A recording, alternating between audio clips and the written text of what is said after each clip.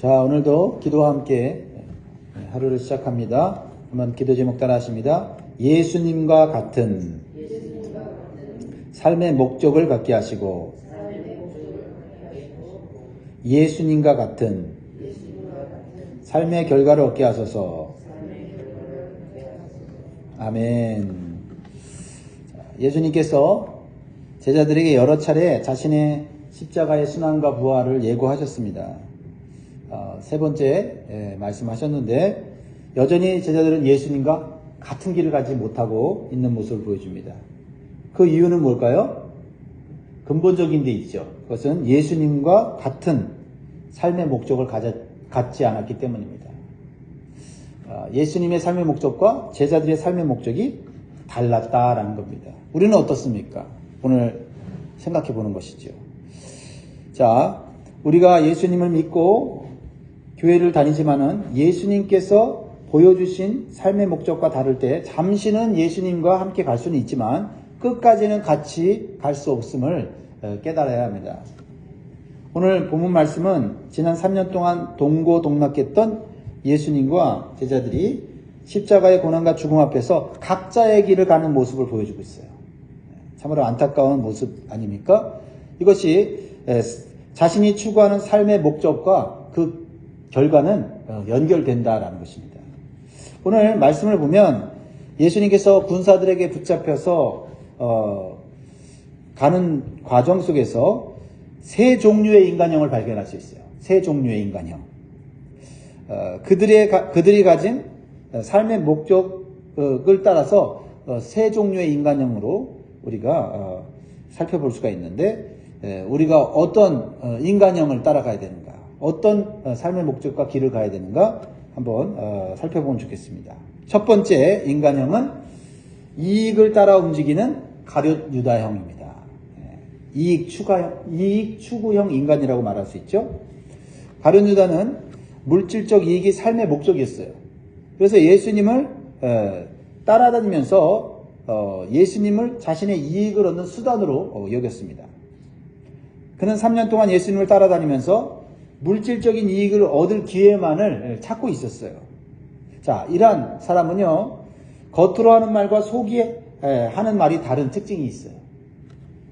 예를 들면 가룟 유다는 값비싼 향유를 온몸으로 주님께 드린 한 여인의 아름다운 모습을 어리석은 행위라고 여기면서 분노하는 것을 여러분 보셨죠?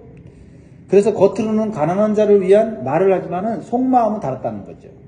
겉으로는 뭐라고 얘기합니까? 이 향유를 어찌하여 300데나리온에 팔아 가난한 자들에게 주지 아니하였느냐 하니. 굉장히 은혜롭지 않습니까? 굉장히 신앙적인 말 아니에요? 가난한 자들을 위해서 썼다 하면 얼마나 좋았겠는가 라고 말하고 있어요.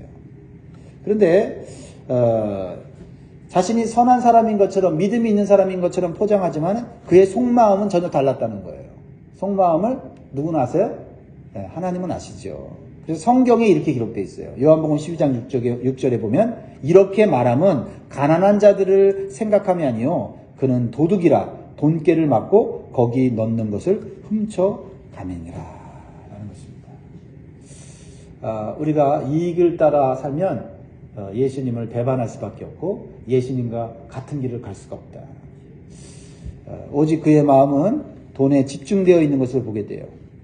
이렇게 물질적인 이익에 집중되어 있는 사람은 진리인 하나님 말씀이 그 마음속에 쌓이지 않아요.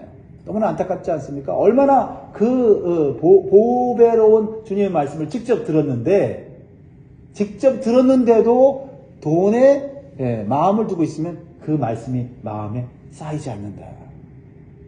순간적으로 주님의 말씀에 감동을 받고 은혜를 받을 수는 있어도 결국은 자신의 이익을 따라 가는 결정을 할 수밖에 없다는 거죠. 이런 유형의 인간은 돈이 없거나 힘이 없을 때는 주님을 잘 따라가는 것처럼 보여요. 그러나 돈이 생기거나 힘이 생기면 언제든지 주님을 버릴 수 있다라는 거죠. 오늘 본문을 보세요. 결국 가룟 유다는 예수님을 따라가는 것이 자신에게 이익이 되지 않는다고 생각했어요. 그러면 예수님을 팔아서라도 이익을 얻으려고 했어요. 그래서 은 30개에 예수님을 대제사장들에게 팔아 넘기는 거죠. 그러니까 그에게는 예수님의 존재 자체가 은 30개에 불과했다는 거죠. 여러분에게 예수님은 어떤 가치가 있습니까? 야, 말도 안 되죠. 은 30개. 야, 어떻게 그거를 비교할 수 있어요? 그죠? 가룟 유다가 예수님을 겟세마네 동산에서 잡아가려고 군사들과 군호를 짜고 예수님을 잡도록 했을 때 그가 예수님을 부르는 칭호를 보면 여전히 그가 어떤 신앙의 수준에 머물러 있는지를 보게 돼요. 베드로는 예수님께서 부를 때 너는 나를 누구라 하느냐 그러니까 예수님을 뭐라고 부르죠? 주는 그리스도시요 살아계신 하나님의 아들입니다라고 예수님의 이 존재의 가치를 올바로 알았어요. 근데 45절에 보면 가룟 유다가 예수님을 뭐라고 부릅니까? 이에 와서 곧 예수께 나와 랍비여 하고 입을 맞추니. 그는 여전히 예수님을 랍비로 부르고 있어요. 예수님을 주님으로 만나지 못한 신앙인 것을 보게 되죠. 주님이라는 것은 내 인생의 주인이라는 거예요. 그냥 말로만이 주님이 아니라 내 인생의 주인. 네. 이 가룟 유다는 자기 자신이 주님의 자리를 차지하고 있는 모습을 보여주는 거죠. 이것이 가룟 유다형 인간의 특징이에요. 그렇습니다. 우리의 삶에도 예수님이 나의 주인으로, 주님으로 확고히 계시지 않으면 그 자리는 돈이나 다른 것이 내 주님으로 대체될 수 있다는 사실을 기억하시기 바랍니다. 단단히 마음 먹으시기 바랍니다. 내 삶과 마음의 주인은 예수 그리스도시다. 사랑하는 성도 여러분, 여러분 삶에 예수님이 계시는 주님의 자리가 흔들리지 않도록 주님께 주님의 자리를 내어드리시기를 주의 이름으로 축복합니다. 그러면 오늘 본문에 볼 수 있는 두 번째 인간형은 베드로형 인간이에요. 보통 사람들을 대표하는 성공 추구형 인간이라고 말할 수 있어요. 어쩌면 우리의 모습일 수도 있어요. 사실 가룟 유다를 제외한 제자들은요, 예수님을 사랑했습니다. 예수님의 은혜와 사랑을 받고 예수님을 사랑하지 않을 사람은 없어요. 그렇지 않습니까? 수많은 사람들이 예수님의 은혜를 받고 치유를 받고 말씀을 받고 그들은 예수님을 따라다녔어요. 그렇죠? 그런데요, 예수님이 십자가에 못 박혀 죽으시는 현장에서는 다 떠났습니다. 예수님 사랑했지만 그래서 예수님을 위해 또 수고도 하고 봉사도 했어요. 하지만 그들은 끝까지 예수님을 쫓아가지 못했다는 거죠. 뭐가 문제일까요? 예수님 사랑했다고 했는데 그들은 예수님과 가는 길이 달랐다는 거죠. 특별히 오늘 본문에서 보면 베드로는 군사들에게 붙잡혀가는 예수님을 보호하기 위해 아주 용감하게 칼까지 뽑아 칼을 휘두르는 그러한 모습도 보여주고 있어요. 46절 47절에 보면 그들이 예수께 손을 대어 잡거늘 곁에 서 있는 자 중에 한 사람이 칼을 빼어 대제사장의 종을 쳐 그 길을 떨어뜨리느냐. 네, 베드로의 용기는 정말 칭찬받아 마땅합니다. 그러나 결과적으로 어떻게 됐냐? 결과적으로는 베드로와 다른 제자들은 예수님을 버리고 도망가 버렸다는 거예요. 결과가 중요하다는 거죠. 네. 그가 보여준 충성심, 헌신, 수고가 결국은 끝까지 가지 못했다는 거예요. 50절에 제자들이 다 예수를 버리고 도망하니라. 그들은 가룟 유다처럼 예수님을 팔아넘기는 악한 죄를 짓지는 않았지만 예수님을 사랑하면서도 버리고 도망갈 수밖에 없었다라는 거죠. 그 이유가 무엇일까? 이렇게 말할 수 있어요. 예수님의 능력은 믿었지만 예수님의 말씀을 온전히 믿지 못했다라는 거죠. 우리가 한번 생각해 봐야 돼요. 이 아침에 이 말씀을 통해서 우리가 예수님의 능력을 믿고 기도합니다. 근데 기도하는 목적이 뭐죠? 그 예수님의 능력을 받아서 뭘 하려고 하는 거죠? 예수님은 하나님 앞에 기도해서 하나님의 능력을 받기를 원했어요. 그 능력으로 하나님의 말씀을 성취하기를 원했고 하나님의 뜻을 이루기를 원했다는 겁니다. 나에게도 그런 목적이 있는가? 능력을 원하는 이유가 뭔가? 기도 응답을 원하는 이유가 뭔가? 그렇습니다. 예수님을 사랑하지만 예수님의 능력으로 세상적인 성공을 얻으려는 것이 삶의 목적이라면 우리는 예수님과 다른 길을 갈 수 있다라는 것입니다. 제자들이 얼마나 예수님의 능력을 원했고 그러나 예수님과 다른 길을 갈 수밖에 없었던 이유가 성경 곳곳에 나타나죠. 예수님께서 십자가에 죽으신다는 그 심각한 그 말씀을 듣고도 그들은 길가에서 뭐 했습니까? 길가에서 논쟁하면서 누가 더 크냐? 누가 더 잘났냐? 다퉜다는 거죠. 예수님과 함께 가면서도 이렇게 누가 잘났냐? 싸우고 다툴 수 있다라는 겁니다. 왜 그래요? 예수님의 가는 삶의 목적과 그들이 가는 삶의 목적이 달랐다는 겁니다. 노골적으로 예수님의 두 제자인 야고보와 요한이 예수님께 나아가서 예수님 왕이 되실 때 당신의 좌우편에 앉게 해주십시오 했을 때 다른 제자들 어떻게 반응했습니까? 그들이 분노했어요. 왜 분노했냐? 자신들이 선수를 치지 못하고 저 두 제자가 먼저 선수 쳐서 예수님 자리 옆자리에 앉을까봐 화가 난 거예요. 그것이 예수님과 3년 동안 동고동락했던 제자들의 모습이라는 거죠. 과연 우리들의 모습은 어떻습니까? 예수님을 따라가는 이유는 뭐냐는 거예요. 예수님이 있는 이유는 뭐냐는 거예요. 교회를 다니는 이유는 뭐냐는 거예요. 오늘날 많은 사람들이 예수님을 믿는다고 말하지만은 그들이 원하는 것은 예수님을 위해 사는 것이 아니라 예수님의 능력으로 현실의 삶을 풍요롭게 살려고 하는데 목적을 두는 경우가 많다라는 겁니다. 한마디로 기복주의 신앙이라고 말할 수 있죠.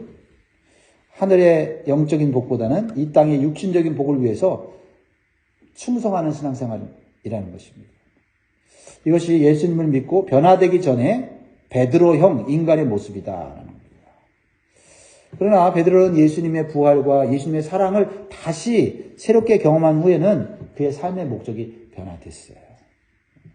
이것이 중요하죠. 삶의 목적이 변화되는 것이 중요하다. 예수님과 같은 삶의 목적을 가져야 되겠습니다. 자신의 성공을 위해 믿던 베드로형 인간이 예수형 인간으로 바뀌어야 한다는 겁니다. 그러면 세 번째로 예수형 인간은 무엇입니까? 예수형 인간은 나의 뜻보다는 하나님의 뜻을 추구하는 인간형이에요. 예수님은 가룟 유다가 자신을 팔아넘기기에 왔을 때 예수님은 더 이상 물러나지 않아요. 그것조차도 하나님의 뜻으로 받아들였기 때문이에요. 왜냐하면 이미 예수님은 기도하고 자신의 모든 인간적인 생각과 뜻을 내려놓고 하나님께서 주신 십자가의 사명을 감당할 것을 준비하셨어요. 그래서 예수님은 자신이 가진 능력이나 힘을 헛되이 쓰지 않았어요. 오직 하나님의 뜻을 이루는 데 사용하고 있습니다. 이것이 중요합니다. 우리에게 주신 힘과 능력과 재능과 가진 모든 것 무엇을 위해 쓰느냐가 우리의 인생의 결말에 우리에게 다가오는 하나님의 축복과 관련됐다는 거죠. 자, 오늘 본문이 그걸 보여주는데요.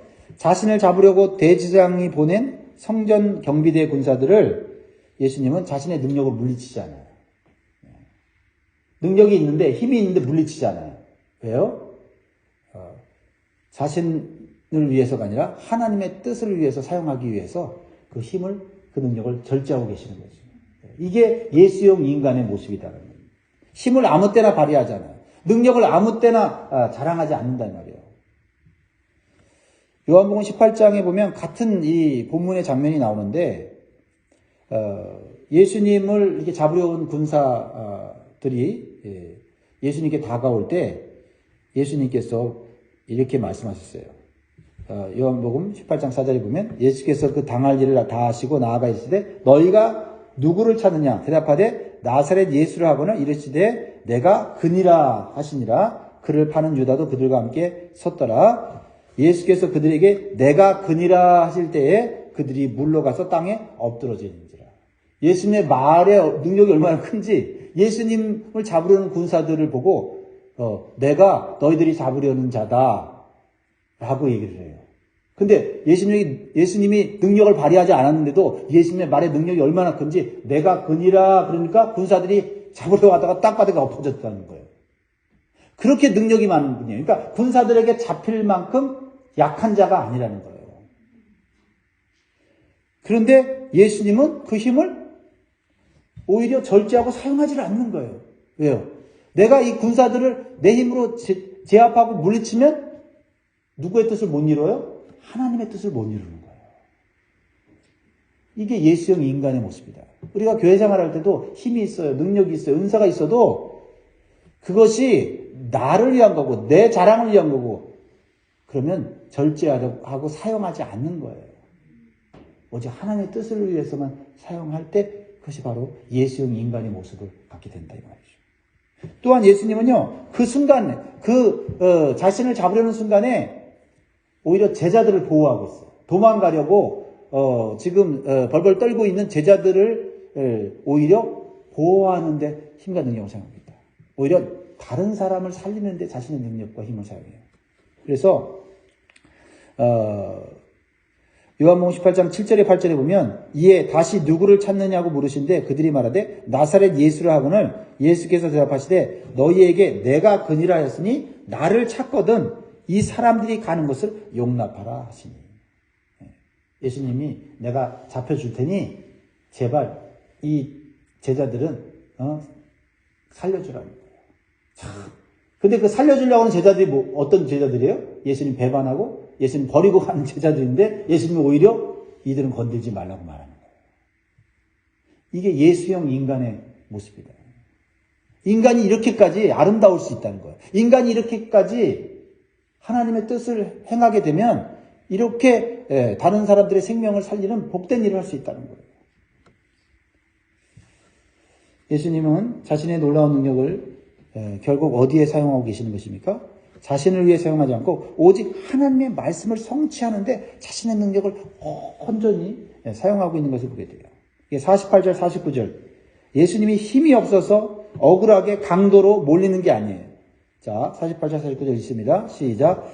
예수께서 우리에게 말씀하여 이르시되 너희가 강도를 잡는 것 같이 검과 몽치를 가지고 나를 잡으러 나왔느냐? 내가 날마다 너희와 함께 성전에 있으면서 가르쳤을 때 너희가 나를 잡지 아니하였도다. 그러나 이는 성경을 이루려 함이니라 하시더라. 그러니까 성경을 이루려고 힘 없는 자처럼 능력 없는 자처럼 권세 없는 자처럼 일부러 약해지셨다는 거예요. 그리고 오직 성경을 이루는데 하나님의 뜻을 성취하는데 자신의 모든 것을 투자하고 쏟으시는 것을 보게 되죠. 그렇습니다. 예수님의 삶의 목적은 오직 하나님의 뜻을 성취하는 것이었어요.